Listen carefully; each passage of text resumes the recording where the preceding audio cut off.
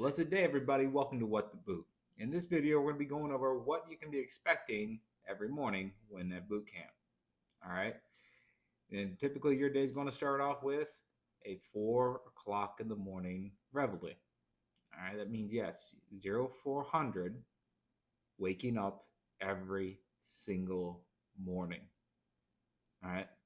Now, before that happens, there's going to be a couple things that will happen before that.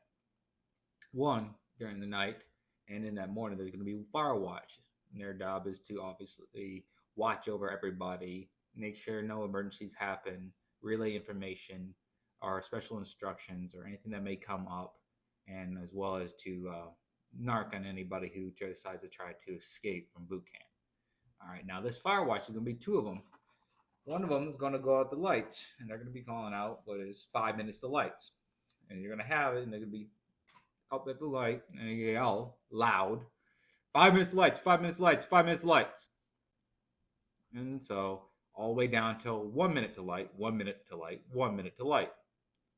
Now, typically what you're supposed to do is stay in your rack, awake, waiting for them to turn on the lights. Now, one of the first things that's going to happen is that they're right up when that happens, is they're going to flicker the lights and then throw them up completely. Now, some drill instructors might change it.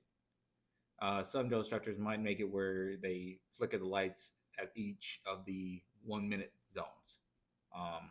But most generally don't. I do know some who did. And so when that happens, you're going to have to wake up. And as soon as that happens, you have to start getting up and start making your rack. And so when that's going about, so if you're smart and if you have any sense in your head, you'll actually make your rack and use some shirt stays, or you're going to use some boot straps, and you're going to strap your bedding into position so it's already made.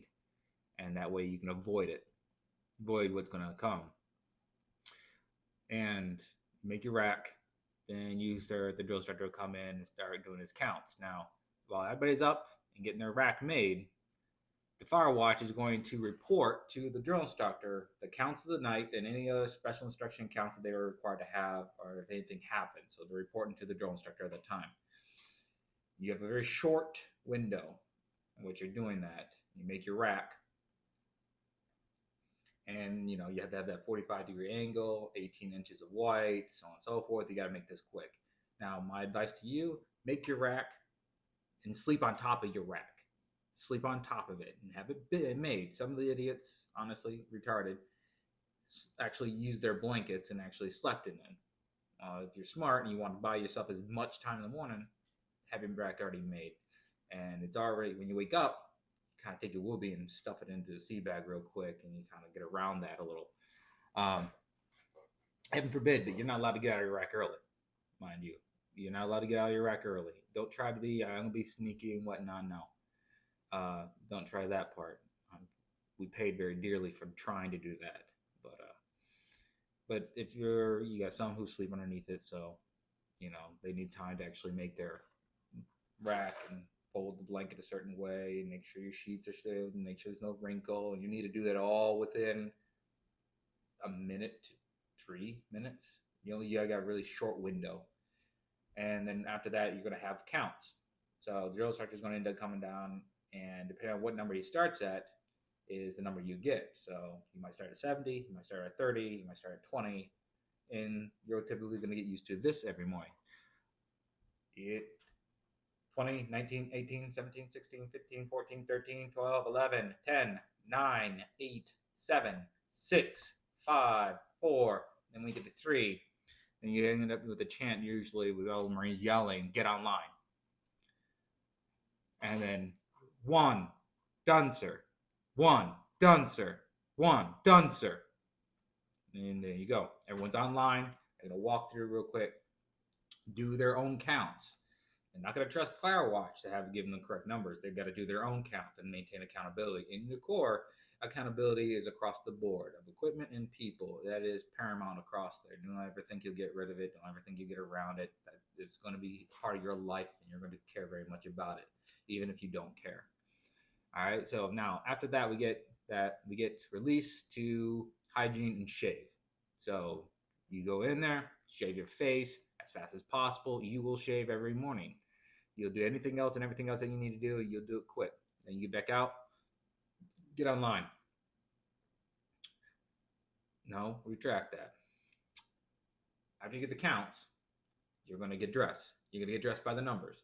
Then you will get dressed by one piece of clothing. You'll be told.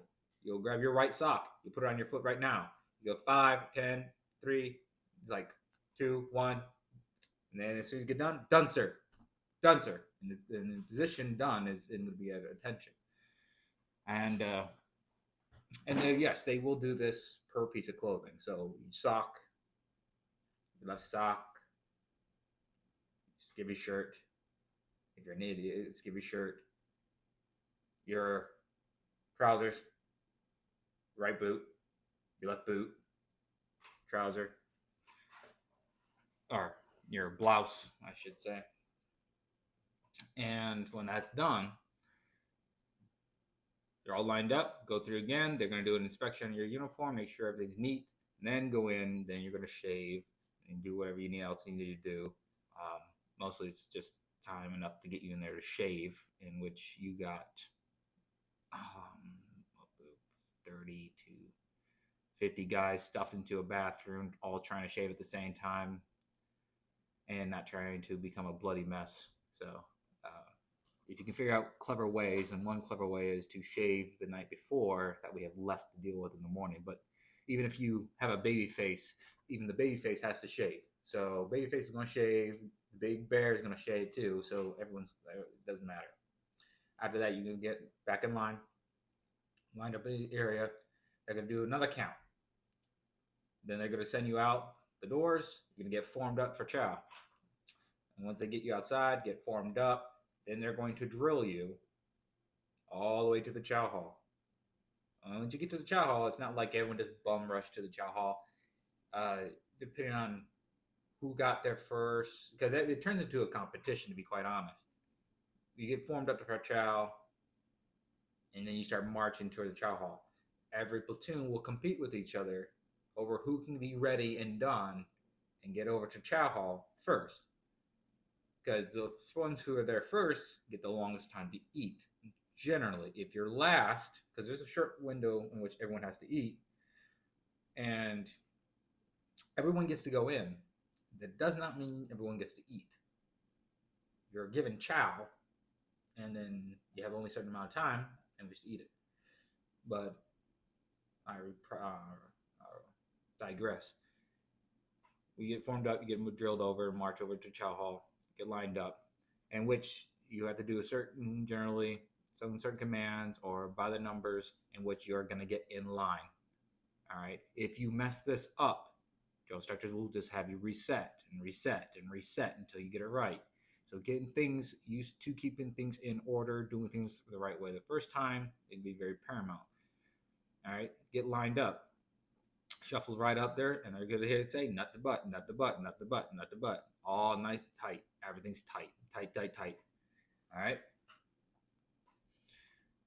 Go in the chow hall, get in line. You don't get much of a conversation. You kind of point at what you're going to get, if what you want, and that's if you're lucky. And if you're really nice to the chow hall ladies, they might let you choose things.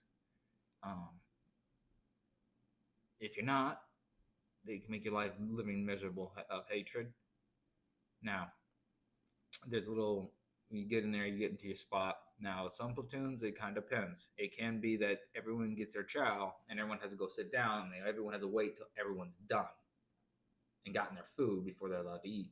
Whereas some platoons, it is you get your chow, sit down, you eat. You don't conversate, you don't relax, you just inhale your food, which is, if anyone's been around Marines, you'll see that we have a tendency to just inhale the food. All right. That usually gets picked up while in boot camp. Now, a common practice in platoons would be that the guide, who is the leader of the platoon, who's always last because leadership eats after their Marines. Once he gets his chow, sits down. Once he's done eating, everyone's done eating. All right, you don't get another bite, you don't get another swig of anything. You're done. You're picking right up. You're throwing it away. You're going right outside, and you're forming up immediately. All right, so you don't get to dawdle very much with that. Some drill instructors, if you've been pissing them off, they give you a time to eat, and they'll count to a number. So they'll count from 100 or 70. They give you time to eat. How you spend that time depends on you. They might give you from the count of 30. 30, 29, 28, 27, 26, 25, 24, 23, 21. Oh, wow, you just lost it up, and they don't care. You pissed him off. He said he had to give you the opportunity. Didn't say how much you get to eat. So the faster you eat, the faster you inhale the food, the sooner it goes. And they'll encourage you to get milk. Don't drink milk. Don't drink milk. Because if they're encouraging you to drink milk, it means that you're going to hate your life because they're going to want to see how long it takes for them to make you throw it up. All right. Now, you get back outside, reform back up, and you're going to be going right back to the barracks generally. Now, generally, we're going to go back to the barracks is because you got to do morning cleanup or morning cleaning. Now, depending on the day's schedule, it can shift. All right. Sometimes you go back to the barracks, and that's where you're going to do the morning cleanup and scrub and clean the barracks in the morning. Other times is that you have a activity or training for that day in the morning, or well, the training schedule, and it kind of dictates how it goes. All right. So there's usually phases, but in this particular case, this is what you can expect every morning. It's going to be by the numbers, always by the numbers. And it's just that you start to get a little bit more efficient. You start to figure out little ways to make yourself a little bit better. One trick is, like I said earlier with the racks, have your rack already made. Sleep on top of it. All right. You might say, well, what's the point of having the blanket if not to use it? Well, it doesn't mean it's supposed to make sense, but it means it will save you time in the morning. And because also when you get back, often there's going to be an inspection. So often they will inspect afterwards, and then you might have to go to the sand pit. Your rack is messy. They found wrinkles. There's not an actual 45-degree angle at the corners. The white section, there's sheet, so much of white sheet, and then there's a flip, and all that has to be 18 inches.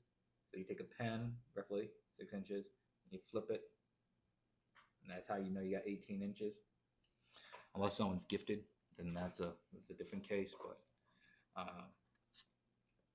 another one when it comes into that is if you're going to do the racks already made and you use your boot stays, which is with the straps, the green straps you'll see, and Marines use it to curl their blouse underneath it at their boots.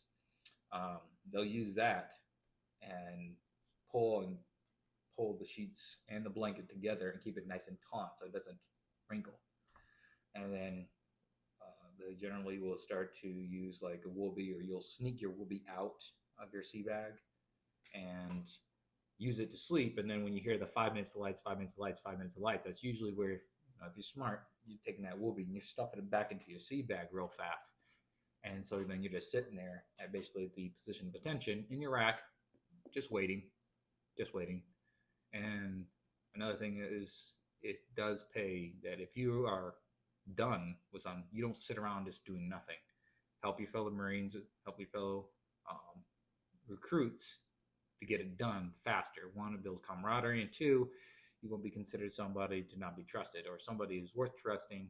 And usually this is where you probably make friends or whatnot, trying to look out for each other. But either way, that is what you can expect on a typical Marine boot camp morning. All right.